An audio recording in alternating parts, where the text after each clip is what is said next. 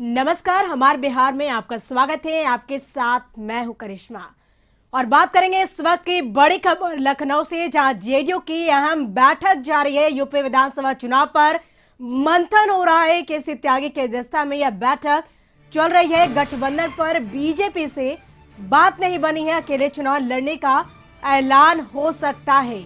तो जेडीयू की अहम बैठक जारी है। लखनऊ में यूपी विधानसभा चुनाव पर मंथन हो रहा है, क्योंकि केसी त्यागी की अध्यक्षता में यह बैठक चल रही है। हालांकि बीजेपी से बात नहीं बनी, यानी गठबंधन पर बीजेपी से बात नहीं बनी, जिसको लेकर जेडीयू अब अकेले चुनावी मैदान में ताल ठोकने को तैयार है। अकेले चुनाव लड़ने का ऐलान हो सकता है जेडीयू की तरफ से। तो जेडीयू की अहम बैठक लखनऊ में चल रही है और यूपी विधानसभा चुनाव पर मंथन हो रहा है। और साथ ही बता दें कि गठबंधन पर बीजेपी से बात नहीं बनी, जिसको लेकर जेडीयू अब चुनावी मैदान में अकेले लड़ने को तैमूड में है। इसको लेकर ऐलान हो सकता है। और अधिक जानकारी के लिए पटना न्यूज रूम से हमारे ब्यूरो चीफ अशोक मिश्रा हमारे साथ लाइव चैट पर जुड़ चुके हैं। अशोक जी, देखिए जेडीयू की अहम बैठक चल रही है लखनऊ में। जिस तरह से यूपी विधानसभा चुनाव है, ऐसे में एक तरह से कहा जाए कि जेडीयू जो है वो अब अकेले चुनावी मैदान में लड़ने को तैयार, यानी ताल ठोकने के मूड में है। तो कहीं ना कहीं जेडीयू का जो मोह है वो भंग हो गया है, ये नजर आ रहा है।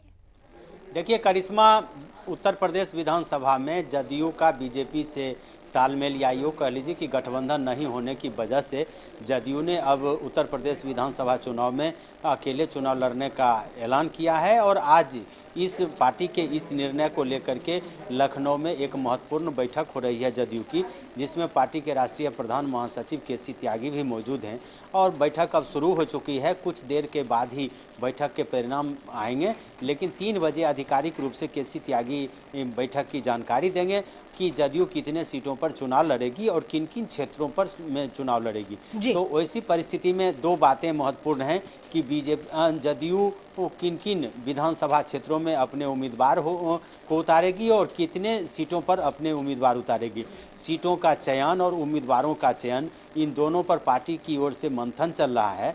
और केसी त्यागी ने पहले भी संकेत दिया है कि 51 सीटें ऐसी हैं जिस पर उम्मीदवारों ने चुनाव लड़ने का मन बनाया है और उन्होंने पार्टी फंड में 5-5 हज़ार रुपये रजिस्ट्रेशन के लिए जमा भी कर दिए हैं। तो वैसी परिस्थिति में ये कयास लगाए जा रहे हैं कि जदयू कम से कम 50 से 51 सीटों पर चुनाव लड़ेगी। हालांकि यूपी में जिस तरह से छोटे छोटे दलों के साथ समाजवादी पार्टी ने गठबंधन किया है और अपना दल और निषाद पार्टी से बीजेपी ने भी गठबंधन किया है, तो वैसी परिस्थिति में यह कहा जा सकता है कि जदयू भी चाहेगी कि उत्तर प्रदेश के चुनाव में छोटे छोटे दलों के साथ उसका गठबंधन हो। और ख़ास करके बिहार के जो दल हैं, जैसे हम या वीआईपी पार्टी हैं, तो हो सकता है कि ये तीनों मिल करके भी विधानसभा का चुनाव लड़ सके। हालांकि इसके संकेत नहीं मिले हैं, क्योंकि वीआईपी पार्टी ने पहले ही 165 सीटों पर चुनाव लड़ने का ऐलान कर दिया है। वैसी परिस्थिति में यह कह सकते हैं कि जदयू वहां अकेले चुनाव लड़ेगी। हालांकि सीटों का चयन और उम्मीदवारों का चयन अभी पार्टी की महत्वपूर्ण बैठक में हो सकता है, उसके बाद जदयू ऐलान कर सकती है।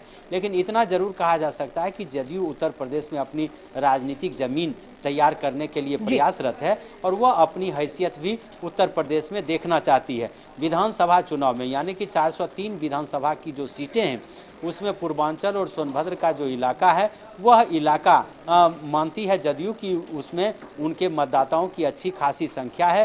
और नीतीश का जो विकास मॉडल है, उस विकास मॉडल के बल पर हम वहाँ कुछ अच्छा परिणाम ला सकते हैं। हालांकि जदयू की जो उम्मीद है, वह उम्मीद कितना आप कह सकते हैं उत्तर प्रदेश की जनता पूरा करेगी, यह तो आने वाला वक्त बताएगा। लेकिन इतना ज़रूर कह सकते हैं कि जदयू भले ही वहाँ कोई चुनाव जीते या न जीते, किसी विधानसभा चुनाव में उसकी फतह हो या न हो, लेकिन जदयू यह बीजेपी को भी यह एहसास कराना चाहती है कि अगर उसने उसके साथ तालमेल नहीं किया है तो इसका परिणाम बीजेपी को भी भुगतना पड़ेगा। और वैसी परिस्थिति में जदयू की महत्वपूर्ण जो बैठक हो रही है, इस पर बीजेपी की भी नज़रें हैं कि आखिर जदयू क्या फैसला लेता है और ख़ास करके इस फैसले से बिहार की एनडीए सरकार पर क्या फ़र्क पड़ता है, यह भी देखना अभी दिलचस्प होगा। लेकिन सबसे बड़ी बात यही है कि जदयू ने लगभग 10 वर्षों के बाद उत्तर प्रदेश विधानसभा चुनाव में अपने उम्मीदवार उतारने का फैसला एक तरह से ले लिया है। अब इस पर पार्टी के नेता और क्या क्या निर्णय लेते हैं यह देखना होगा कि जिन सीटों पर जदयू अपने उम्मीदवार उतारेगी, क्या उसमें उनके राष्ट्रीय अध्यक्ष, उनके राष्ट्रीय नेता और बिहार के मुख्यमंत्री नीतीश कुमार चुनाव प्रचार में जाएंगे, क्या वो योगी के खिलाफ चुनाव प्रचार करेंगे, यह सभी देखना दिलचस्प होगा। अगर जिस तरह से आपने कहा कि नीतीश कुमार चुनाव प्रचार में जाएंगे, लेकिन सवाल ये भी है कि देखिए अगर बिहार की बात करें तो बिहार में जिस तरह से बीजेपी और जेडीयू में जो तकरार तो लगातार देखने को मिल रही है, लेकिन इसका असर तो यूपी में भी कहीं ना कहीं देखा जा रहा है, क्योंकि गठबंधन में बात नहीं बनी बीजेपी से और अब जेडीयू जो अकेले चुनावी मैदान में उतरने को तैयार है। तो सवाल ये भी है कि अगर नीतीश कुमार प्रचार में उतरते हैं, क्योंकि योगी की अगर हम बात कर ले तो योगी सरकार की तो वो है कि गोरखपुर से तो चुनाव लड़ रही है, लेकिन अगर नीतीश कुमार चुनावी प्रचार में उतरते हैं तो क्या बीजेपी के खिलाफ कुछ वो बोल सकते हैं या कुछ बोलेंगे, इसको लेकर आपकी क्या राय है? बिल्कुल वही मैं कह रहा था कि यह भी देखना दिलचस्प होगा कि जदयू क्या निर्णय लेती है कि जोगी के खिलाफ चुनाव प्रचार करेंगे नीतीश कुमार, क्या नीतीश कुमार गठबंधन धर्म का पालन करेंगे या नहीं करेंगे। चूंकि आपने देखा होगा कि झारखंड में जब विधानसभा के चुनाव हुए थे तो उसमें जदयू ने भी अपनी उम्मीदवारी दी थी और नीतीश कुमार वहां पे चुनाव प्रचार करने के लिए गए भी थे और वहां झारखंड में बीजेपी की हार भी हुई। हालांकि जदयू को कोई कामयाबी नहीं मिल पाई, लेकिन इतना जरूर कह सकते हैं कि गठबंधन के घटक दलों द्वारा अगर गठबंधन के नेता के खिलाफ चुनाव प्रचार किया जाता है तो कहीं न कहीं इसका राजनीतिक संदेश अच्छा नहीं जाता है।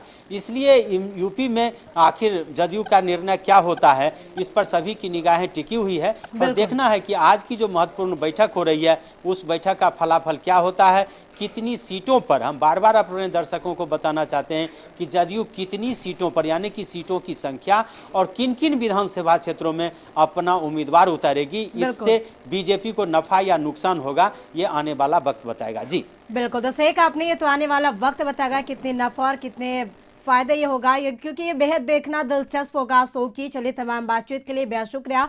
तो ये बैठक कई महत्वपूर्ण में मायने जा रहे हैं और अगर बात करिए तो 3 बजे यानी पार्टी के प्रधान सचिव केसी त्यागी वो प्रेस कॉन्फ्रेंस करेंगे और इस प्रेस कॉन्फ्रेंस में सब कुछ क्लियर हो जाएगा कि जेडीयू कितने सीटों पर चुनाव लड़ेगी।